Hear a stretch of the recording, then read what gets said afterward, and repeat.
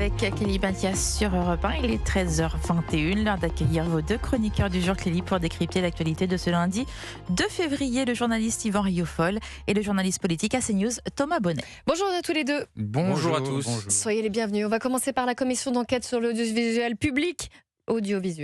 J'y arrive. Des nouvelles auditions, notamment Léa Salamé ce matin. Écoutez ce qu'elle a dit, puisque évidemment la question lui a été posée de savoir qu'est-ce qu'elle ferait si Raphaël Glucksmann se présentait à la présidentielle. En 2019, quand mon compagnon a décidé d'être candidat aux élections européennes, je me suis retirée de l'antenne le jour même de sa candidature. 5 ans plus tard, en 2024, quand à nouveau il a été candidat aux élections européennes, même chose, je me suis retirée de l'antenne et cette ligne de conduite, elle vaut pour toutes les élections. S'il est candidat, je sors de l'antenne. Maintenant, entre ces élections, j'ai pu continuer à mener mon travail en toute impartialité. Alors la question n'est pas de remettre en cause le professionnalisme de Léa Salamé, mais il y a une question qui lui a été posée que je trouve intéressante. Si elle était la compagne, par exemple, de Jordan Bardella ou de Bruno Retailleau, est-ce que la polémique, est-ce qu'elle aurait eu ce poste ? Est-ce que le débat serait le même ? Thomas Bonnet. Je pense pas que... Elle dit oui. Moi, je pense que si la compagne de Jordan Bardella était journaliste et qu'elle était à France Télévisions, elle pourrait pas présenter le 20h. Je le pense foncièrement parce qu'il y aurait l'hostilité d'une partie de la rédaction et des syndicats dont on connaît le poids en interne. Par ailleurs, je trouve que Léa Salamé a plutôt bien répondu. Il n'y a pas vraiment d'exemple où on peut mettre en cause son honnêteté et son intégrité professionnelle.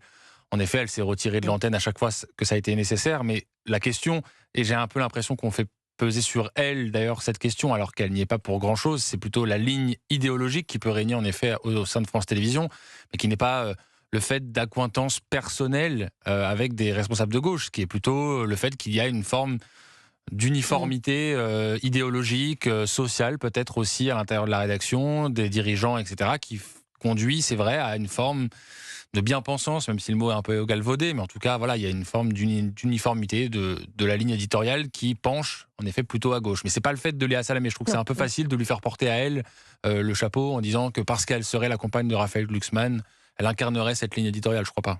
Yvan Rioufol, qu'en pensez-vous ? Moi, il y a, je pense, une caractéristique française qui est d'accepter effectivement ces sortes de rapports incestueux entre le monde des médias et le monde politique. On ne voit pas ça ailleurs, me semble-t-il. Donc ça, c'est une question de culture médiatique au cœur de la France, où il y a effectivement, à travers des contacts personnels, à travers des histoires amoureuses, dans le fond, des connivences et plus que cela, et des confusions entre les intérêts médiatiques et les intérêts politiques. Ça, c'est dans ce cercle-là qu'il faut réfléchir au dilemme qui est proposé, mais qui n'est pas un dilemme, parce que la réponse va de soi. Quand il y a un conflit d'intérêts, naturellement, il faut le régler. Donc, il n'y a aucun procès à faire à Léa Salamé, qui est une très bonne journaliste, naturellement, et je me garderai bien de lui donner quelques conseils que ce soit. Et je trouve que la réponse qu'elle donne, en effet, est quoi qu'il arrive de se retirer, que son mari ou que son ami soit du Rassemblement national ou de la France insoumise ou de quoi d'autre, il ne serait pas possible, il serait moralement impossible, déontologiquement impossible, d'accepter effectivement qu'une présentatrice, un présentateur, persiste à présenter le journal alors que son mari, sa femme, etc., sont dans le débat politique. Mais encore une fois, je pense qu'il faut s'interroger malgré tout sur la trop grande proximité du monde politique et du monde médiatique en règle générale. Moi, pour ma part, j'évite de rencontrer des hommes politiques ou des femmes politiques, même de déjeuner avec eux. Je trouve qu'on ne sait pas faire suffisamment la différence et d'étanchéité entre ces deux mondes. Puisqu'on parle du service public, écoutez le chanteur Benabar qui est en promotion, il sort un nouvel album et il a taclé France Inter. C'était dans Le Figaro la nuit. Le milieu que je déteste, pour être très caricatural, mais malheureusement ça l'est. Télérama, France Inter, ce sont des censeurs. Quand on est entre guillemets artiste avec toutes les guillemets qu'on peut mettre, il faut éviter les gens qui décident ce qui est bien, ce qui est pas bien. Parce que c'est ça la censure en fait. Et moi je suis très attaché à ces trucs-là, très républicains, et il y a une volonté de dire aux gens c'est ça qu'il faut écouter. France Inter est très connu pour ça. C'est ça qu'il faut écouter, le reste c'est pas bien. Et déjà c'est pensé pour les gens. Les attachés de presse avec qui je travaille depuis plusieurs albums, mais là je te fais pas du tout un scoop. Vont pas voir France Inter depuis 5 albums ou 6 albums, c'est pas la peine. Ce sont des censeurs, Yvan Rioufol. Écoutez, c'est très intéressant à voir parce qu'effectivement, le monde du showbiz, très généralement, le monde du spectacle était jusqu'alors très perméable aux politiquement correct. C'est rare, la part d'un artiste.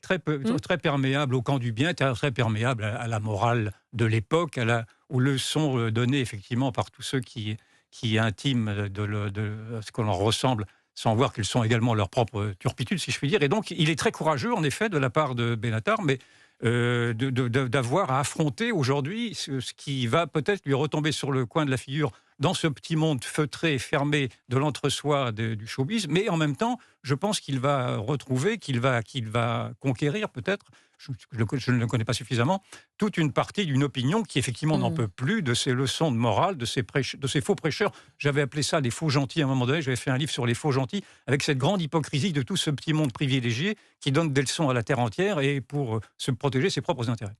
Thomas Bonnet?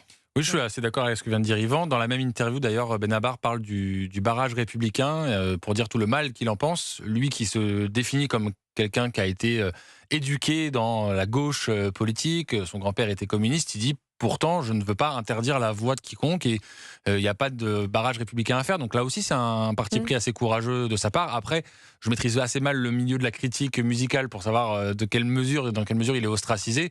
Ce que je sais en revanche, c'est qu'en France on a quand même une grande culture de la critique et je pense que c'est important aussi d'avoir des voix libres parfois pour parler de tel ou tel projet. Alors je ne sais pas, sur France Inter, il dit qu'il n'y est pas allé depuis 5 ans, donc c'est quand même problématique pour quelqu'un qui vend pas mal d'albums, mais je pense qu'il faut quand même conserver cet esprit-là de liberté de la critique en tout point. Thomas Bonnet, Yvan Rioufol, on reste ensemble, le débat se poursuit. Les municipales, on va en parler. Quand le maire PS de Saint-Denis, Mathieu Hanotin, s'inquiète d'un vote des narcotrafiquants pour la liste menée par LFI, ça fera partie de notre débat dans un instant avec vous deux.